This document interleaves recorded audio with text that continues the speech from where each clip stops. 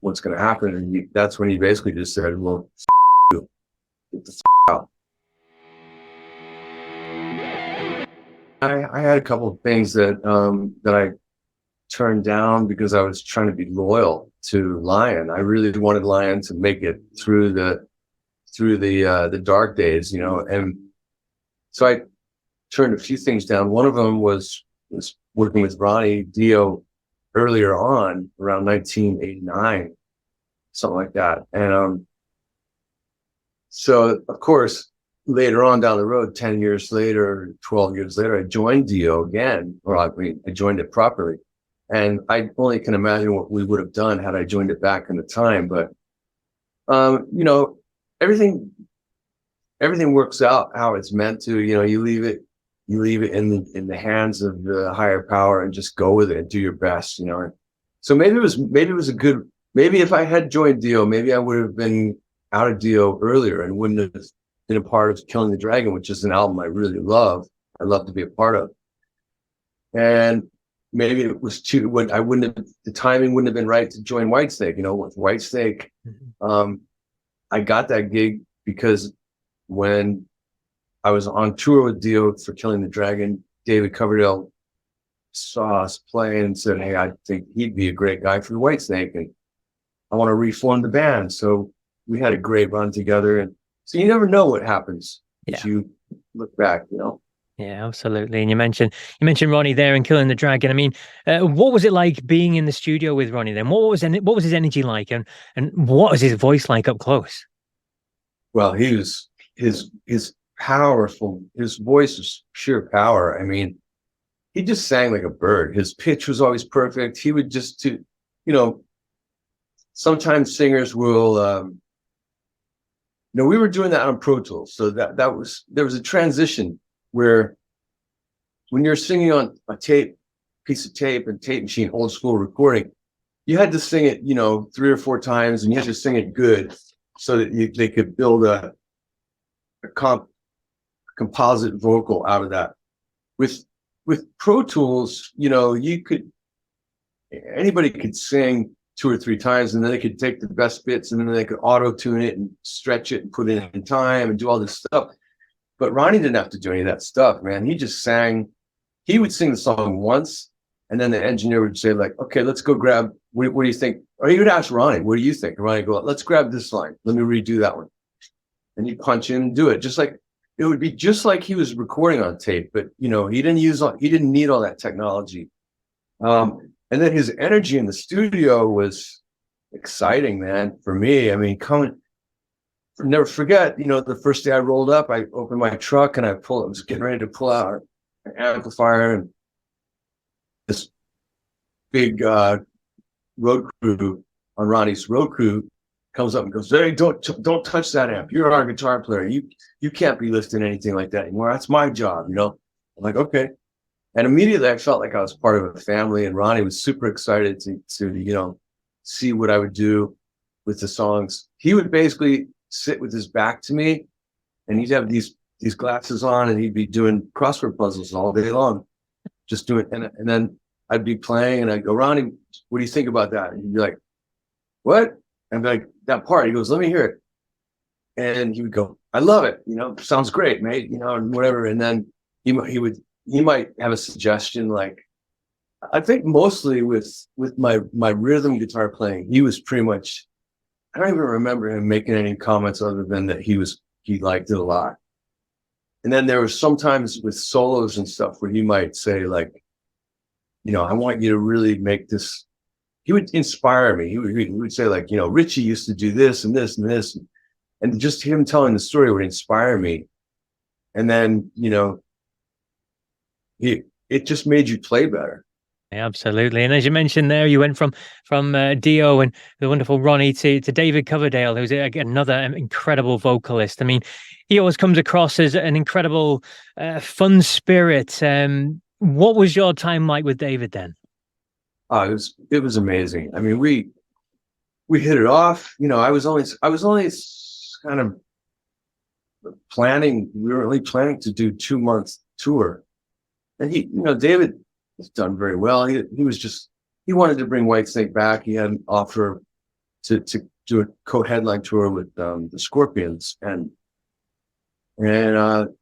we went out and we had such a blast, and he and I hit it off, and we decided to keep going and keep touring. And eventually, you know, Ronnie, I had to kind of decide what band I was going to be in. And that was difficult because I loved Ronnie.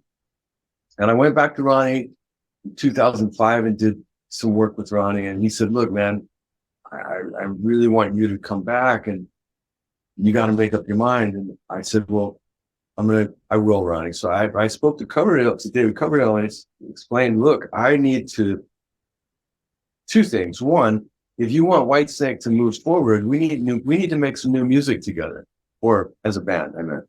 And because I said, otherwise, you know, I had just done this real run with Ronnie and had a blast. And that's when David said, yeah, you and I will be in the studio together at some point. Don't know when, but we will.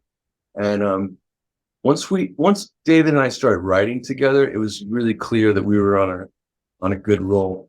And in the end, we wrote 30 some odd songs together, and we co-produced everything together. We had a little production team called the Brutal Brothers, and because we would be like brutal on each other, like nothing was, you know, we wouldn't let anything just slide by. It was always, you know, we wouldn't let anything slip through unless it was good enough. So, and I'm really proud of that time with Whitesnake, you know.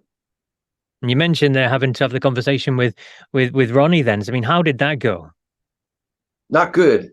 He basically kicked me out of his house. He said, get the fuck out of here and don't come back. You know, basically, that's what he said. He looked me right in the eye. I was doing a guitar solo on something, and we were just supposed to be writing. We were, you know, working on some music and stuff. And he was looking at his computer, and he goes, I just want you to put a guitar solo on this thing, you know.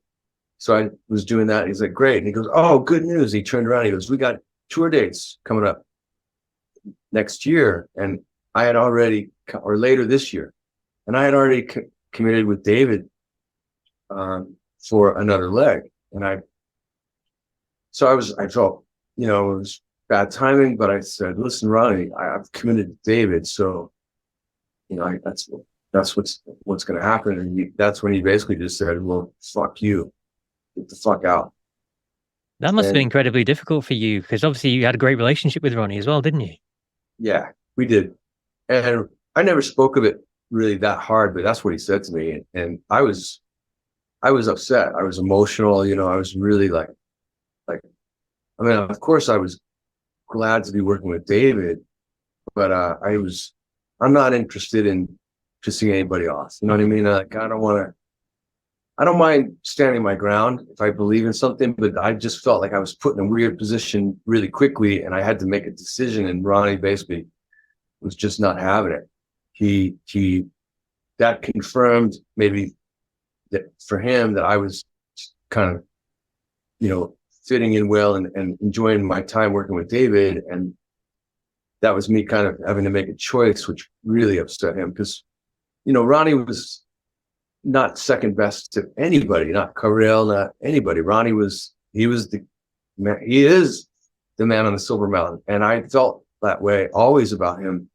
It is just down to commitment and, you know, the music business side of it, things like that. And there's always people that'll say, like, why did you do this? Why did you do that? And again, like we spoke about, you know, you basically do your best. You try to do good and try to make the right decisions. And it's not always going to be the right decisions. You just got to roll with it, you know?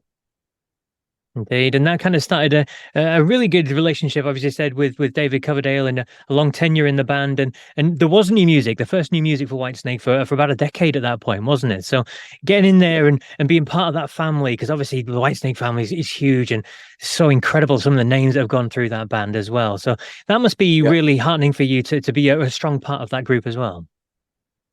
Yeah, of course. I mean, like, you know, the feeling of creating music anytime with anybody is really, when you're excited about it, when you're into what you're doing, and you're in this little room and you create you know, you have a musical melody or a drum beat that turns into a song, and then you've got, you know, both Ronnie and David were in this room with me working at various times, and David more than Ronnie, but